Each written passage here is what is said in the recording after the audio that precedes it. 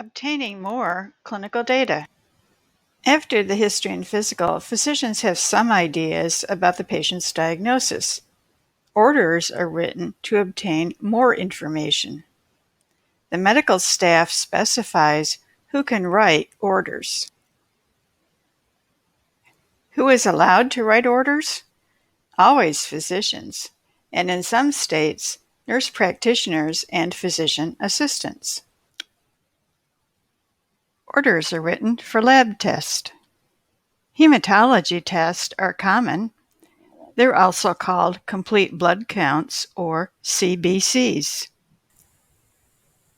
Hematology tests give the number of each type of blood cell, the hemoglobin level, and some information about cell sizes. Blood chemistry tests show how well the patient's organs are working.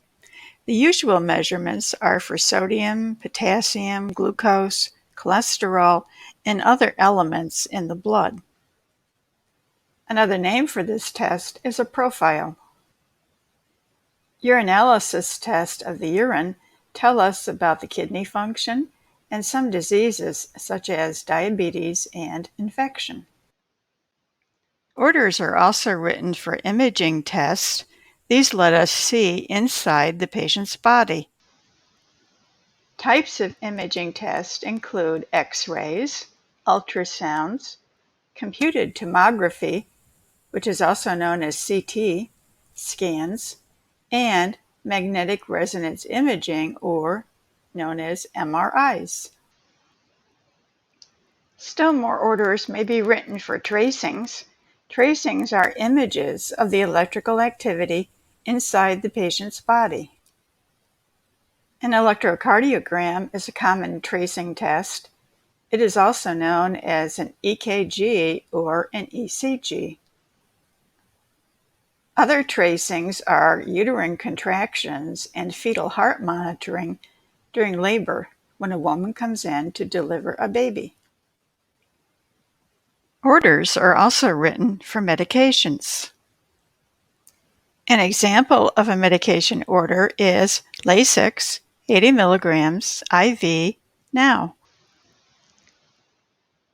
Lasix is the medication name, 80 milligrams is the dose, IV is the intravenous route, which is how the medicine gets into the body, and now is when it is to be given. Orders are also written for therapy, surgical procedures, and consultations. A consultation is asking another physician to see the patient, review the record, and write an opinion on what to do for the patient. All orders must be entered in the medical record and signed by the person who wrote the order. Please be sure to read about verbal and phone orders on page 112 in the textbook.